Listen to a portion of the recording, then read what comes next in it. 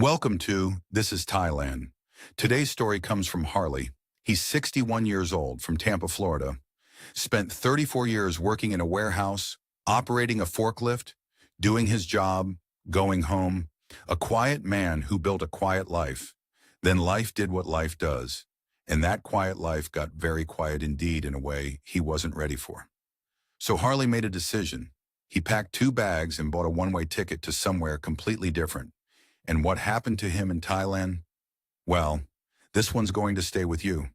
Not because Harley is stupid, not because he was reckless, but because of something a lot harder to defend against than stupidity. My name's Harley. I'm 61. I drove a forklift for 34 years at a distribution warehouse in Tampa, Hillsborough County, off US 301 if you know the area. It's a medical supply company. We move boxes. I move boxes. That was the job, and I was good at it, and I'm not embarrassed about that. I'm telling you this because you need to understand what kind of man I am before you understand what kind of man I became over there. I'm not a guy who takes risks. I've never gambled, barely drank until Linda died, never cheated on my taxes or my wife. I drove the same route to work for 34 years, parked in the same spot, had the same lunch most days, usually a ham sandwich, white bread, too much mayo, bag of chips if it was a good week. That was me. Steady. Some people would say boring, and they wouldn't be entirely wrong. Linda was the interesting one. She was the one who wanted to take the cruise to Cozumel in 2009. That's the only time I've ever left the continental United States before all this. She was the one who watched the travel documentaries and said things like, "One day we'll go there, one day we'll do that." I always nodded. Figured we had time. We didn't, as it turned out. She was diagnosed in 2018. Ovarian cancer, stage 3. The doctors were honest with us and we were honest with each other, and we decided we were going to fight it as long as fighting made sense, and after that we were going to make peace with it. We did both those things in that order. What I wasn't prepared for, and I don't think you can prepare for it, was the middle part. The years between the diagnosis and the end. That's where it gets you. You stop being a husband somewhere in there, and you become a scheduler. You manage appointments and medications and insurance calls, and you get real good at talking to nurses, and you forget, for long stretches, what it felt like to just sit with someone and watch television and not be waiting for something bad to happen. She passed in March of 2022. And I know that sounds like a thing you say, she passed. But I don't have a better way to put it. She was here and then she wasn't. 4 years of slow goodbye, and then one morning it was done. The house on Mariner Street was paid off. 3-bedroom. We'd lived there since 1997. After she was gone, I stayed in it for about 4 months, and I can tell you exactly why I sold it. It wasn't the memories. People always say that, "Oh, too many memories." It wasn't that. The memories were fine. It was the silence. Not regular silence, not quiet, but the specific silence of a house that used to have someone in it. That sound of nobody moving in the next room. I couldn't sleep in it. I'd lie there and the quiet would just press down on me, and I'd be awake at 3 in the morning listening to nothing. I sold it in July, got $287,000, paid off what little was left on a home equity line, some of Linda's final medical bills that insurance didn't cover, a few things. Ended up with $210,000 in a savings account and no particular plan. I retired from the warehouse at the same time. Figured I'd work until 65, but there didn't seem to be a good reason anymore. My supervisor understood. I'd been there long enough that there was a little pension, not much, couple hundred a month, and Social Security will kick in properly when I hit 62. I wasn't broke.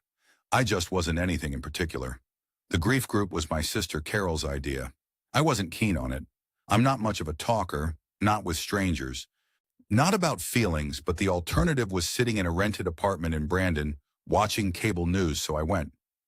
Wednesday evenings, Baptist Church on Providence Road.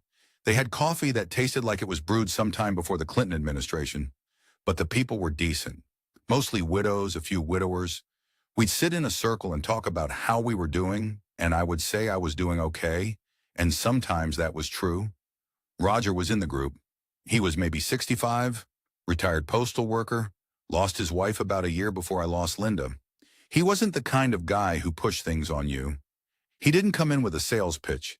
He just mentioned Thailand a few times, the way you mentioned something that's been useful to you. Said he'd been twice. Said the food was incredible and it was cheap and people left you alone in a way that felt respectful rather than unfriendly. He said, and this stuck with me, he said, nobody over there knows what your face looked like before. You're just some American. You could be anybody. I don't know why that got me the way it did, but it did. I started watching videos, not the ones about bar girls in Pattaya. I found those pretty quick and steered clear. I'd watched enough of those comment sections to know what that world was. I'm not naive. I was looking for something else. There were these videos about Chiang Mai up in the north. People talking about the temples and the food markets and the mountains and how it was nothing like what most people thought of when they thought of Thailand. Slower, cooler. People growing vegetables on their balconies. Old guys learning to cook Thai food. Retirement communities that look like actual communities rather than just lonely men with bar tabs. I watched those videos for 3 months, probably 2, 3 hours a night. I watched the Niman Road coffee shop tours and the old city walking videos and the cooking class videos and the night bazaar videos. I made a spreadsheet, I know, where I tracked cost of living estimates. Rent, food, transport, healthcare. I did the math on my savings and my pension and what I'd get from Social Security in a year. It worked out. Not lavishly, but comfortably. Comfortably was all I needed. I booked a flight in September for a late October departure. One way with the option to come back on a return I'd add later. 90-day tourist visa. I told Carol, one who did not love the idea but knew better than to say much because Carol knows me and knows that I don't make decisions fast, but when I make them, they're made. I'm not going to pretend I had zero thought in my head about meeting someone. That would be a lie. But I want to be clear about what I was actually thinking. I wasn't going looking for a Thai girlfriend. I'm not the guy who does that. I was going because I needed to be somewhere that didn't smell like the last 4 years. Somewhere nobody was going to look at me with that particular expression people get around recent widowers, like you're a bomb that might go off. I thought that was the whole thing. Get out, breathe different air, figure out what the next 10 years looked like. I did my research. I avoided the obvious traps. I was careful. I thought that was enough. And the flight from Tampa to Bangkok goes through Tokyo. 13 hours to Narita, 2-hour layover, then another 6 or so down to Suvarnabhumi. I'd never been on a plane that long. I watched 2 movies I don't remember, slept for maybe 3 hours in a position that did nothing good for my lower back, and ate whatever they put in front of me. The woman in the seat next to me was Thai, maybe 40, and she slept the entire way with a sleep mask and neck pillow, like a person who had done this many times and had made her peace with it. I envied her that. Bangkok airport is enormous. I knew that from the videos, but knowing it and walking through it are different things. Hot, even inside, in the way of a building that's fighting the climate and not quite winning. Signs in Thai first and English second. I followed the English. Here I got through immigration, which took about 40 minutes. Collected my bag, found the domestic terminal for the connecting flight to Chiang Mai. The whole thing was fine. Easier than I expected. I'd built it up in my head as this complicated foreign gauntlet, and it was mostly just an airport. The domestic flight was an hour. I had a window seat and watched the landscape change from flat city sprawl to something greener and hillier as we headed north. Chiang Mai Airport is small, almost quaint after Bangkok. I walked outside and the air hit me. Not the suffocating wet heat I'd braced for. Cooler up here in the north, though still warm by Florida standards. There was a smell. Flowers, something burning somewhere. The exhaust of the tuk-tuks and songthaos idling outside the terminal. I stood there on the pavement with my 2 bags and thought, okay, here we go. I bought a SIM card from a little booth inside the terminal before I left. 200 baht, about $5.50, with a data package that worked immediately. The guy who sold it to me had it set up in my phone in about 3 minutes. I thought about the 2 hours I'd spent at a Verizon store in Brandon the previous year trying to add international roaming and laughed a little to myself. I'd booked a guest house near Niman Road through a forum recommendation, a thread called something like Best Long Stay Options Chiang Mai for Retirees on one of the expat sites I'd been reading for months. Small place, clean, run by a Thai family. Cost me 800 baht a night, maybe $22, which felt almost suspicious for a private room with air conditioning, a decent bed, and a bathroom with hot water. Grabbed a red Songtheo outside the airport. Those are the shared pickup truck taxis, open back with 2 benches. You flag them down and tell the driver where you're going and negotiate a price. Mine wanted 100 baht, and I gave it to him because I had no reference point for whether that was fair, and I didn't care. The first week was quiet. I walked a lot. The old city is a square of old streets inside an ancient moat, and I walked all 4 sides of it the first morning, stopping to look at the temples the way a man looks at things he's seen in photographs and is now seeing in person for the first time. The Wat on the northwest corner, Chedi Luang, has a ruined shetty that's been partially standing since the 15th century, and they've just left it that way, the broken top exposed to the sky, because apparently the city decided the ruins were more honest than a restoration would be. I stood and looked at it for a while. I like that philosophy. I ate at the street stalls in the evening because that's what the videos recommended, and because the smells coming off them were extraordinary. First night I pointed at something that turned out to be muping, grilled pork on skewers with sticky rice. 20 baht, 55 cents. I sat on a plastic stool at a folding table on the sidewalk while motorbikes went by 3 feet away and ate the best pork I'd ever had in my life. I am not exaggerating. Nobody looked at me with pity. When that was the thing, I was just a farang, a foreigner, which came with its own set of assumptions, some of them not entirely flattering, but none of them involving my dead wife. Nobody knew. I was just some guy. It felt, and I know this sounds dramatic, like putting down something heavy I'd been carrying for so long I'd forgotten it had weight. I wasn't lonely exactly.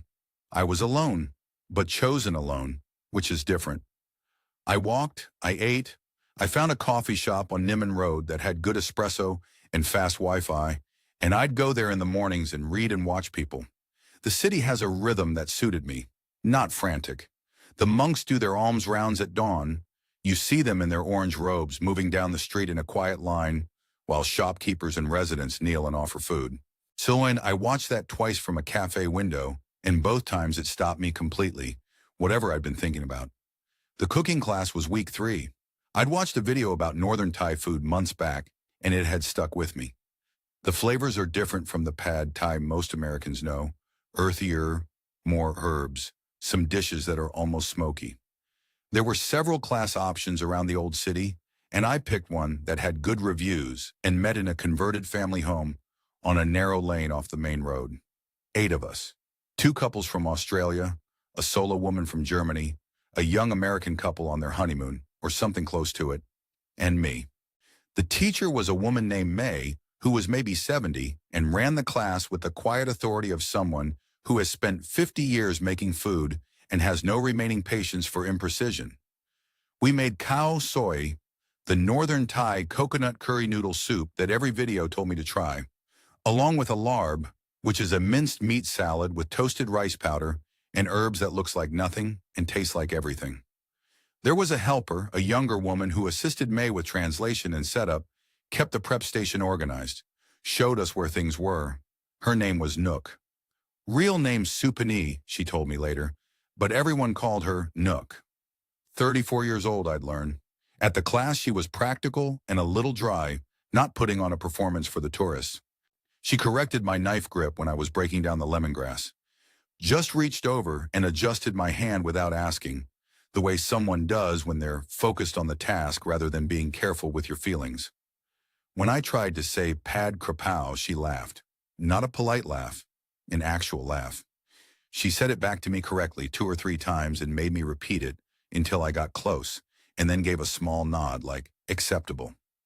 We had tea after the class, included in the price, sitting around a low table in the courtyard while May cleaned up inside. Nook sat down with a cup and I asked her something. I don't even remember what, something about the cow soy, whether the coconut milk variety was specific to Chiang Mai or common throughout the country. And she answered properly like the question was worth answering. Then she asked what had brought me to Chiang Mai. I said I needed a change, a real one. She nodded and didn't ask me to elaborate, and didn't fill the silence with small talk, and I sat there in that courtyard with the afternoon light coming down through a frangipani tree and thought, I cannot remember the last time someone's silence felt comfortable. That was it. That was the whole beginning of it. Tea in a courtyard and a woman who didn't feel the need to explain the quiet. I am 61 years old. I had been a husband for 26 years and a widower for 18 months. I was not looking for anything. I want to be clear about that, and I also want to be clear that it doesn't matter, because not looking doesn't protect you. Turns out the not looking is exactly when it gets you. We exchanged line contacts before everyone left the cooking class. Nook wrote her name in my phone. She spelled it out in English. And I figured that was just what you did, the Thai version of handing someone a business card. Polite, social, meaning nothing in particular. She messaged me 2 days later, just a short note asking if I'd found the Saturday night market she'd mentioned, on Wallai Road in the Old City. She said it was better than the Sunday walking street on Ratchadamnoan that all the tourists went to. I hadn't gone yet. She said she could show me around it if I wanted. No pressure, just if I was free. I want to tell you I thought about that for a long time before I responded. I didn't. I wrote back in about 4 minutes and said, sure, that sounds good. We met at the entrance to Wallai Road on a Saturday evening. The street was already full of people, and vendor stalls running both sides as far as you could see.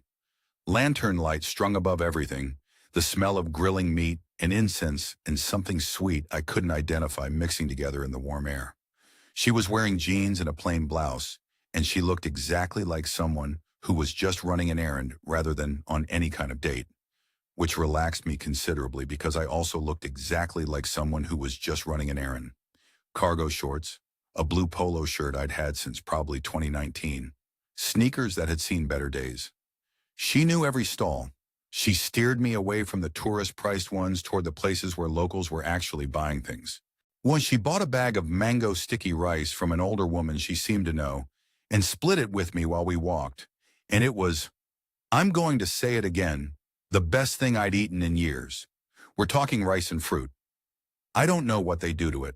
I paid for dinner after. A little northern Thai place she knew down a side street. Plastic tables. A handwritten menu in Thai that she translated without being asked. I had kanom ji nam gyao, which is a Chiang Mai specialty, a tomato-based noodle soup with pork ribs, slightly sour, a flavor I'd never tasted before. She had the same. The whole thing cost maybe 160 baht between us, about $4.50. Now, I want you to understand something about how those first few weeks went, because I know how this kind of story usually sounds. Farang meets Thai woman. She's charming. When he opens his wallet, you know the rest. But that's not what this was. Not at first. Not in any way I could identify. She didn't flatter me. That's the thing I keep coming back to. She didn't tell me I was handsome or strong or so different from Thai men. She didn't make me feel like a prize.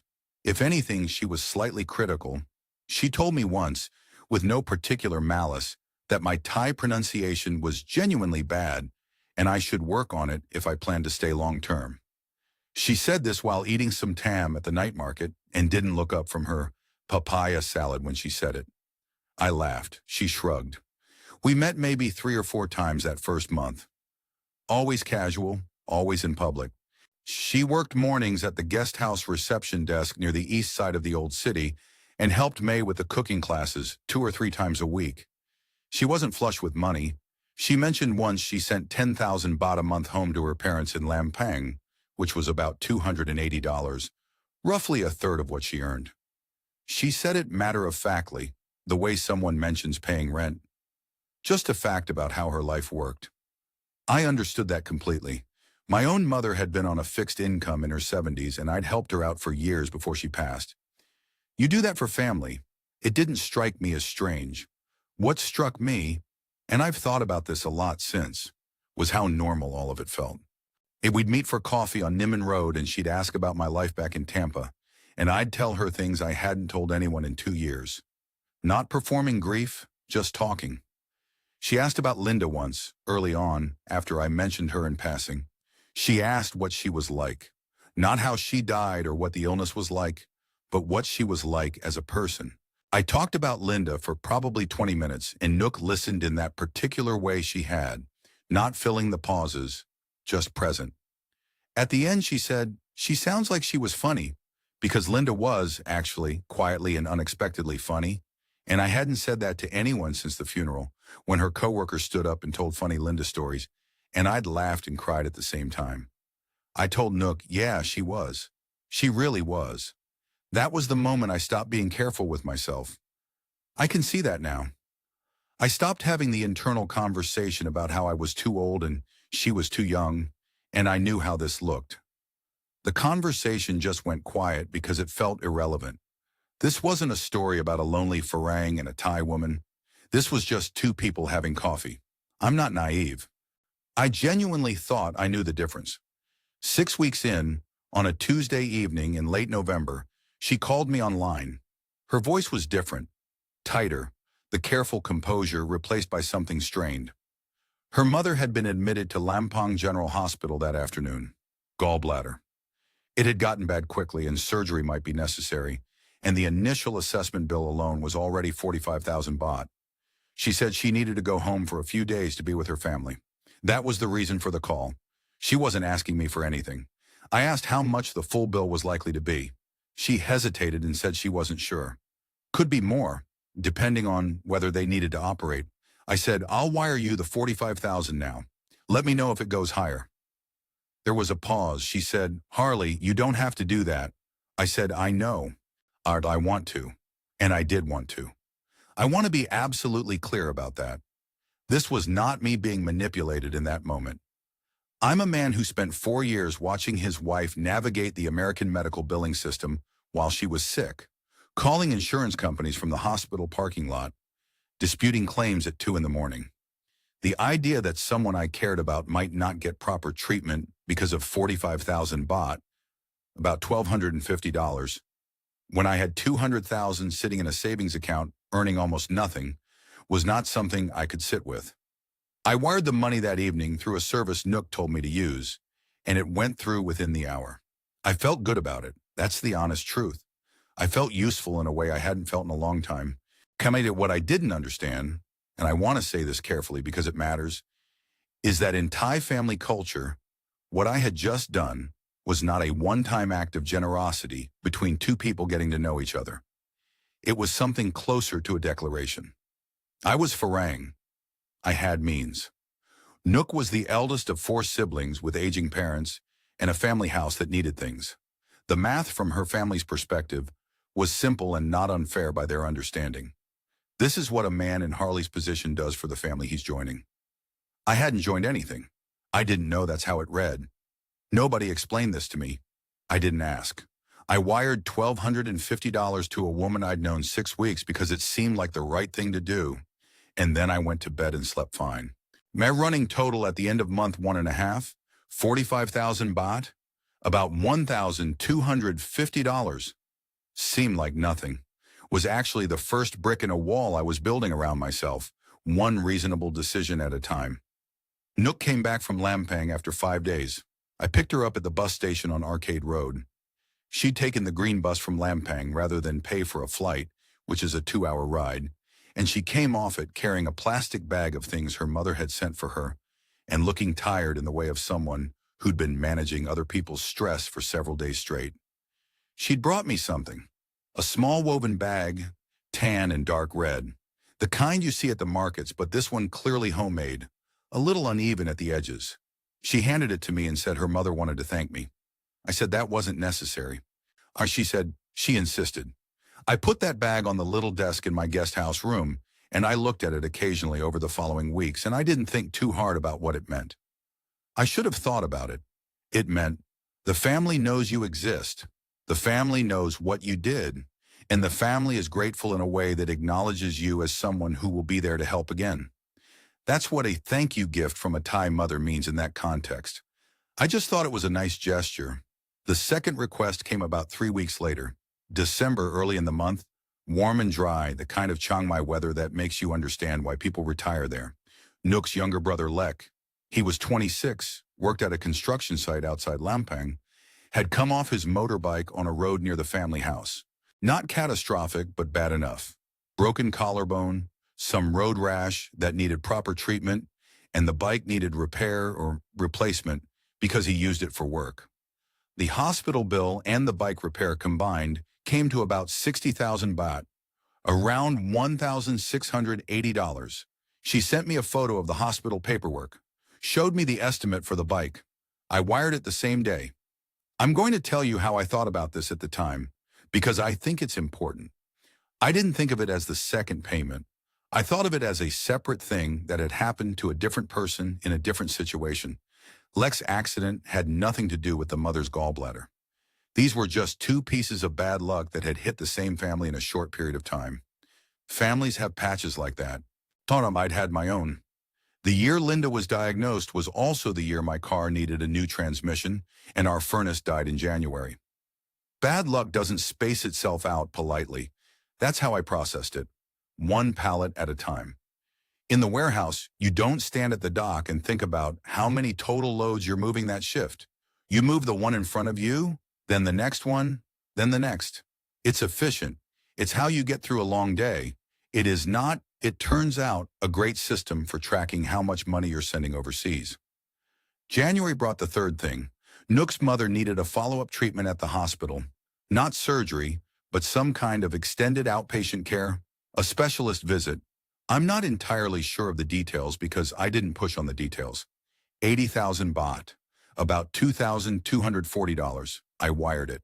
Wait, if you're keeping score, and I wasn't, which is the whole problem, that's 180,000 baht across those 3 months. About $5,000. Not ruinous. Not even close to ruinous, given what I had. But also not nothing. And also not the last of it. And also I had not yet sat down and added those numbers together in a single column. I genuinely had not done that. I'm a man who made a spreadsheet before he booked his flight to Thailand, and I had not once in 3 months of financial outflows opened a spreadsheet. I think about that. I don't have a good explanation for it. I think when you're doing things that feel like kindness, you don't audit them the way you'd audit an expense. Something else happened in month 4 that I haven't mentioned yet, because it happened a little before the living situation changed, and I want to put it in the right order. I started having morning coffee at a small place near the Eastern Moat, a spot that had exactly 4 tables and a handwritten menu and an old oscillating fan that didn't do much but move the air around. The owner was a retired Thai school teacher named Somchai, maybe late 60s, who'd sold the school canteen contract he'd held for 20 years, and now ran this cafe mostly because he wanted something to do. Somchai spoke excellent English, had opinions about everything, and did not particularly care what I thought of those opinions. He was the first Thai person I'd spent significant time with who wasn't Nook. He asked questions about my life with the directness of someone who'd spent decades asking teenagers to explain themselves. And I found I didn't mind it. We talked most mornings for an hour or so. He knew Chiang Mai the way you know a place you've lived in your whole life. I trusted Somchai. I want to establish that clearly because he comes back into this story later. Month 4. Nook raised the idea of us living together. She did it in her practical way. Not romantic, not pressuring, just logical. She was paying 7,000 baht a month for a small room near the guest house where she used to work. A room she was barely using anymore because she was spending most evenings with me. I was still paying nightly at the guest house, which was fine for a short stay, but was adding up for a longer one. A condo together made financial sense, and we were, I want to be honest about this, genuinely together by that point. It wasn't a transaction. One night we cooked together in my little guest house kitchen. We'd been to Doi Inthanon, the mountain outside the city, for a day trip. She'd started leaving things at my place without ceremony, the way people do when a thing has already been decided without being formally decided. I found a condo near the superhighway on the eastern side of the city, a part of Chiang Mai that's more residential than touristy, where actual people live rather than just expats and backpackers. Decent building, 12th floor, a balcony that looked north toward the mountains. I paid the deposit plus 6 months up front, 96,000 baht, about $2,650. I could have paid monthly, but the landlord offered a small discount for the lump sum, and I was used to thinking in lump sums. Nook stopped working at the guest house the same week we moved in. Her logic was reasonable. The commute was longer from the new place, and the pay was low, and she'd been thinking about doing something different anyway. I didn't push back on this. I should have. Not because her quitting was inherently suspicious. It wasn't. But because it changed the dynamic in a way I didn't fully register at the time. Before, she had her own income, however modest. After, she didn't. I was covering everything. Rent, food, her phone bill, whatever she needed. It happened gradually enough that there was no single moment where I thought, I am now financially supporting another adult. It was just the new shape of things. The word that got me was home. I said it one evening. We'd cooked cow pad on the little gas stove and were eating on the balcony, watching the lights come on across the city. And I said something like, it's nice to have a home again. And I heard myself say it, and I felt it land somewhere specific. Not sad, not anxious. Just true. It scared me a little. I let it scare me a little, and then I let it go. That was month 4. Running total by then, about 321,000 baht, or just under $9,000. Still hadn't added it up. Still moving pallets. The trip to Lampang was month 6. A Sunday in late April, hot season, the air dry and sharp in a way that Chiang Mai doesn't usually get. Nook drove. She'd borrowed a car from a cousin for the weekend, a small Honda that rattled on the highway. And it was about 2 hours south through rice fields and small towns, with spirit houses at every intersection, the mountains visible to the west in a pale blue haze. I was nervous. I don't show nervous the way some people do, but it was there. Sono, I kept thinking about what I was walking into and whether her family would size me up as exactly what I was. A 61-year-old American man of no particular distinction who had been sending money to their daughter for several months. I'd worn a decent shirt. That felt like the right instinct. The house was on a narrow lane at the edge of a village that had been slowly absorbed into Lampang's outskirts. Small, a single-story concrete block structure with a corrugated metal roof and a covered porch where a spirit house stood on a wooden post. Fresh jasmine garlands around it, a small glass of red Fanta at the base. The yard had a vegetable garden and a dog that came to meet us with its tail wagging in the loose, enthusiastic way of dogs that are treated well. I want to be clear about what I saw, because later, and when I tried to make sense of everything, I kept coming back to this. The house was genuinely deteriorating. This was not staged for my benefit. The ceiling in the main room sagged at one corner, where water had gotten in and dried and gotten in again over years. The bathroom wall had a crack running floor to ceiling that had been patched with concrete and had opened again. The floor tiles in the kitchen were buckling. A working-class man from Tampa knows what a building looks like when the money for maintenance has never been there. I knew what I was seeing.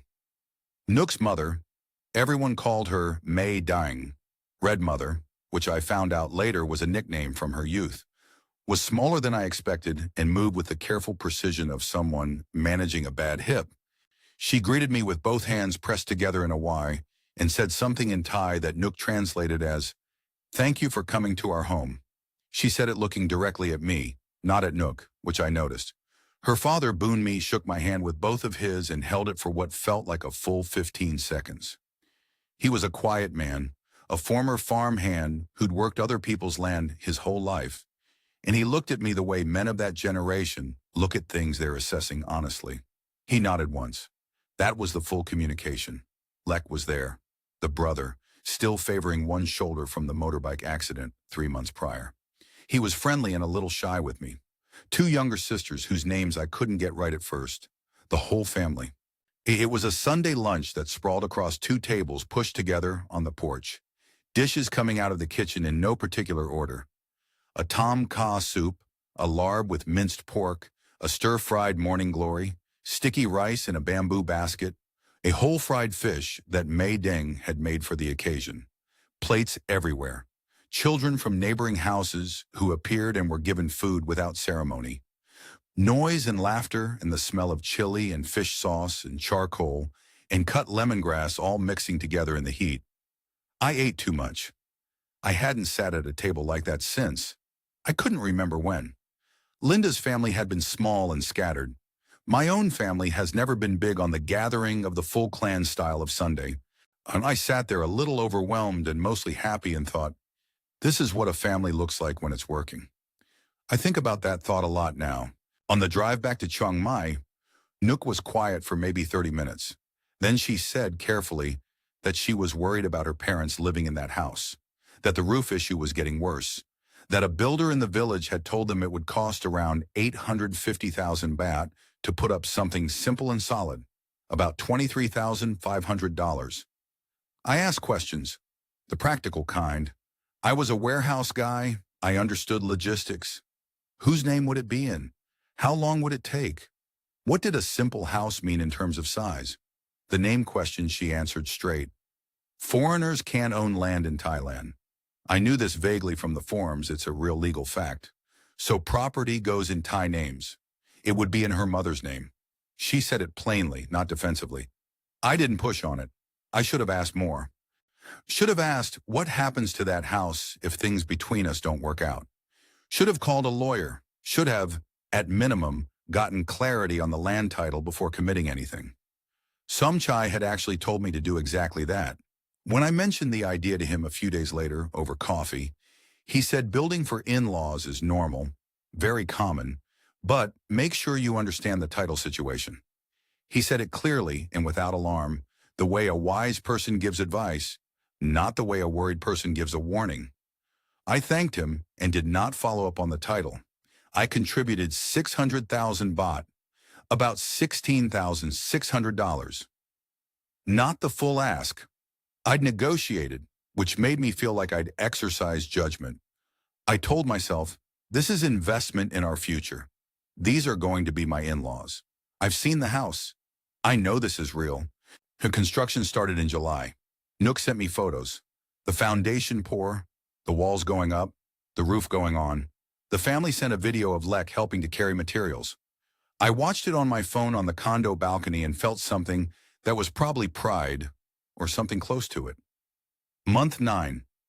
A knock metaphorically from Nook's aunt. A woman named Ratana who I'd met twice. A composed and businesslike person who was apparently the family's designated negotiator for formal matters. The subject was sin sod, bride price. I knew the concept existed. I'd read about it. A traditional payment from the groom's family to the bride's family, acknowledgement of her worth, public declaration of commitment. The amount varies. Ratana's opening figure was 500,000 baht, about $13,800. I consulted Somchai. He was honest, the way he always was. Honina, he said that for a Thai man of ordinary means, 100,000 to 200,000 baht would be typical in Lampang. For a Farang with money, expectations were higher. 500,000 was on the high end, he said, but not absurd. He said some families ask for gold and display it at the ceremony. He said I should think about what felt right. I paid it. In 3 installments over 2 months to make it feel less like one large decision and more like a series of manageable ones. The warehouse forklift method applied to finances. The wedding was a Saturday in September. Monks in the morning at a temple near the family's house. 5 of them, chanting while Nook and I knelt on a mat and had white strings tied around our wrists. Then a lunch at a restaurant in Lampang town. 20 people, simple decorations, a lot of food. I wore a light blue shirt that Nook had helped me pick out at Maya Mall. I bought her a ring at a small jewelry shop near the night bazaar. Not extravagant, but real gold, the way she'd mentioned she'd want. She cried when I put it on. I believe those tears. I want to say that again because I've spent time since wondering if I was a fool for believing them. I don't think I was. I think they were real. I think some of what she felt was real. The two things can both be true, and I've had to sit with that. Standing in that restaurant while people I'd known less than a year toasted us in Thai, I thought about Linda. Not with grief exactly, with something that felt more like permission. Like I was allowed to be here, Like she would have looked at this loud, under a warm table full of food and laughed at me for somehow ending up married in northern Thailand. I believed I had found something true. Running total at the end of month 12, approximately 2,221,000 baht, about $62,000. I know that number now. I did not know it then. The first 2 months after the wedding were the best months I had in Thailand. I want to say that clearly because I think it matters. It wasn't all dark from the start. There was a period, November and December, cooling season, the best time of year in Chiang Mai, when the life we had together felt genuinely good. No major money requests. The family house in Lampang was finished and occupied. Nook had picked up some part-time work doing translation assistance for a small tour company, nothing full-time, but she was busy with it and seemed to like having something of her own to do. We'd settled into the rhythms of the condo. Mornings when she'd make jok, rice congee, on the little stove, and we'd eat on the balcony before the day heated up. Evenings walking through the Niman area or getting khao soi from a place near the canal that we'd found together and claimed as ours. I started a small vegetable garden on the balcony. I know how that sounds, but I'd had a garden at the house on Mariner Street for 20 years, and I missed it, and the balcony got good morning light, and the Thai hardware stores turned out to have excellent cheap planters. I grew tomatoes and basil and a Thai herb called harappa that Nook used in the cooking.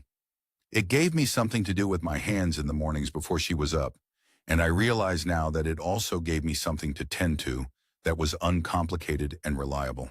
It grew when you watered it. Nothing required. I was content, genuinely. That's the honest answer to the question I've been asked, which is, were you happy? Yes. For those 2 months, yes. Then the small things started. Nook's phone had always been present at the table, at meals in the evenings. That's just how people are now. I'm not naive about that. But sometime in January, about 3 months after the wedding, I started noticing it differently. The way she'd tilted away slightly when a line notification came in, the speed with which she'd silence it. She started taking some calls in the bathroom. Not constantly, not every day, but enough that I noticed, and then enough that I was counting. I hated that I was counting. I'd promised myself I wouldn't be that guy. The jealous, suspicious expat who checks his wife's phone and asks where she's been and treats her like a suspect. I'd read enough forum threads to know that paranoid farang behavior destroys good relationships too, not just bad ones. I didn't want to become that, so I went for long walks along the moat instead of asking questions. I told myself, you're a 61-year-old widower from Tampa who has been lonely for 2 years. Of course you're going to find reasons to worry. That doesn't make the reasons real. I went for a lot of long walks in January, month 13. Nook's youngest sister, Juan, came to stay for a week. She was 19, studying at a college in Lampang, wanted to work on her English. She'd never visited before. None of the siblings had. I thought it was nice that the family felt comfortable enough now to come stay with us. Juan was easy to be around. Quiet, a little serious. Studied hard at the kitchen table while Nook was out working her evening translation shifts. We watched American TV together some nights. She was trying to train her ear on natural English, so I put on things I figured would help. News programs and a documentary series about national parks that I'd been watching anyway. She asked good questions. She wanted to know about Florida, about what a warehouse was like, about how long I'd been in Thailand. She was there 6 nights. On the last one, Nook was working late, and it was just the 2 of us on the balcony. I'd brought out 2 Chang beers because it was warm, and I'd offered and she'd said yes, and we were watching the city lights and not talking much. My tomato plants were doing well that week. I remember noticing that. Juan was quiet for a long time, a different kind of quiet than usual. Not comfortable, loaded. I noticed, but I didn't push. I figured she'd say whatever she was working up to, or she wouldn't. She said his name first, Arthit. She said it like she was testing whether I'd react to it. I didn't, because I didn't know who that was. Then she told me, a man in Lampang. They'd been together since Nook was 28. 6 years. She'd never ended it. Not when she met me, not when we moved in together, not when we got married. He was still there. The family knew. Juan's voice was very low and she was crying before she finished the second sentence. Crying quietly the way people cry when they've been holding something for a long time. She said, the family needed the help. She said, Nook does care about you in her way. She said, the house you built, it's for them. For Nook and Arthur, eventually, when things are settled. She said, I'm sorry. She said it more than once. I sat with that for a while. The city spread out below us, the motorbikes on the superhighway, a constant low sound. Somewhere out in the dark, a dog barking at nothing. I looked at my tomato plants. I finished my beer. Juan was crying silently next to me, and I didn't know what to say to her, so I didn't say anything. I didn't sleep that night, not a single hour. I lay in the dark in the condo bedroom listening to Nook breathe and thinking, with the particular clarity that sleeplessness brings, about every moment I'd processed as a separate event. The hospital bill, the brother's accident, the roof, the house, the sin sod, the wedding. Each one I'd moved like a pallet individually, never stepping back to count. In the morning, she was already up when I came out to the kitchen. She was making coffee. Juan had gone, left early, I assumed. Nook turned when she heard me, and her face was careful in a way I'd never seen it be before, held in a specific, controlled stillness. I asked her to sit down. She sat. I told her what Juan had told me. She didn't deny it. She didn't cry either. She said, it's complicated. She said, you knew I had a life before you. She said, the family needed support, and I tried to give you something real. I asked her once, was any of it real? She looked at me for a moment before she answered. She said, some of it. I nodded. I got up and poured my coffee and stood at the kitchen counter and drank it, and neither of us said anything else. Yes, I booked the flight that afternoon at an internet cafe near Niman Road because I didn't want to do it in the condo. Tampa, 4 days out, one way. I went back and packed carefully, the way I always do things. Methodically, no item left behind. The bag zipped and lined up by the door. I didn't slam anything. That's not who I am. I watered the tomatoes on the balcony because they needed it and because they were alive and had done nothing wrong. The hardest part wasn't the money. I've thought about how to say this, and that's the truest way I can put it. The hardest part was this. Somewhere in the previous 14 months, I had finally stopped grieving Linda. Not forgotten her. I'll never do that. But stopped carrying the active weight of her absence as the central fact of my daily life. I'd set that down and picked up something else. And now I had to grieve twice. A woman I'd loved for 26 years, and a woman I'd known for 14 months, and the particular version of myself I'd been when I was with her. The man who said home and meant it. That version of me left with those bags. Tampa in February is warm enough that you don't need a jacket, which is something I'd always taken for granted and noticed for the first time when I landed. Walked off the plane at TPA and felt the familiar Gulf Coast air and thought, I'm back. That was the whole thought. Not relief, not dread, just a fact. Carol picked me up. She lives in Seminole, maybe 20 minutes from the airport, a small house she bought after her divorce in 2017. She asked how the flight was. I said long. She didn't ask anything else until we got to her house, and she showed me the guest room, in which had a quilt on the bed that I recognized from our mother's house, and she said, take your time. There's no rush on any of it. Then she left me alone, and I sat on the edge of the bed for a while, and that was that. I didn't tell her the full story for about 3 weeks, not because I was hiding it. Carol is not a person you hide things from, but because I couldn't organize it yet into something I could say out loud without it sounding insane. I told her things didn't work out. She nodded and didn't push.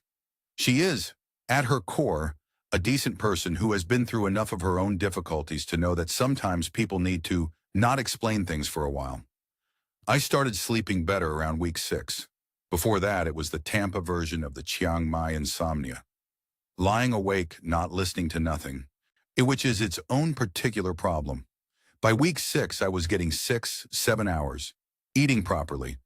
Carol is a good cook, nothing fancy, the kind of food we grew up with. Pot roast, green beans from a can, because that's how our mother made them, banana bread on Sundays. I ate all of it and was grateful for every bit. I went to the beach once, Clearwater, late afternoon on a Tuesday when it was quiet. Sat in a folding chair Carol lent me and watched the Gulf for about 3 hours. The water there is that particular shallow green color that you only see on the west coast of Florida. Nothing like the Pacific, nothing like the photos of Thailand. I watched it and didn't think about very much and drove home and made a ham sandwich and watched television and went to bed at 9:30. That was a good day, actually. The accounting came in stages.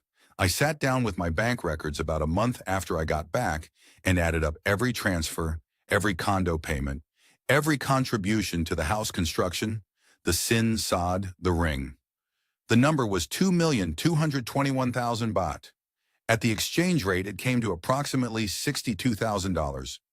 I wrote it down on a piece of paper and looked at it for a while. The house is in May Deng's name. That is not recoverable.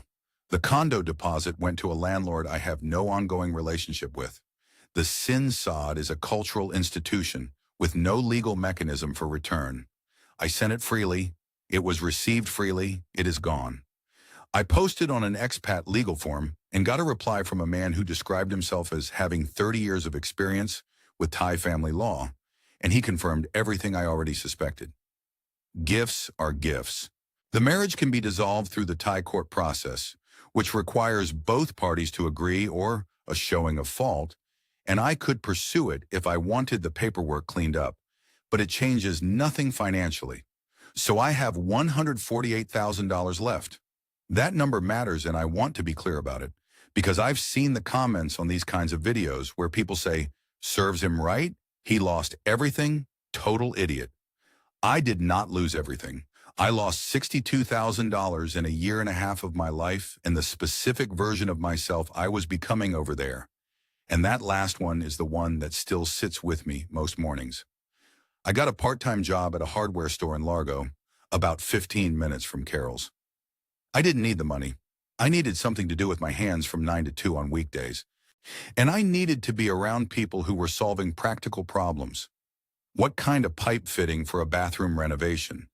What grit sandpaper for refinishing a deck? Problems with answers. I like that. I've always liked that. Here's what I want to tell you if you're watching this. And I've thought about how to say it for a while because I don't want it to come out the wrong way. I was not naive. I want to say that again. I was not naive. I watched the videos. I avoided Pattaya. I found a woman who worked a real job and came from a real family and showed me the real house in Lampang with the real water damage on the ceiling. I met the family. I paid attention. I did what the responsible voices on the forums told me to do. And I still ended up here, on Carol's couch in Seminole, doing this accounting. Because here's the thing, none of those forums told me. All the research in the world doesn't fix the fact that I was grieving and I didn't know it yet. I thought grief was something I'd already done.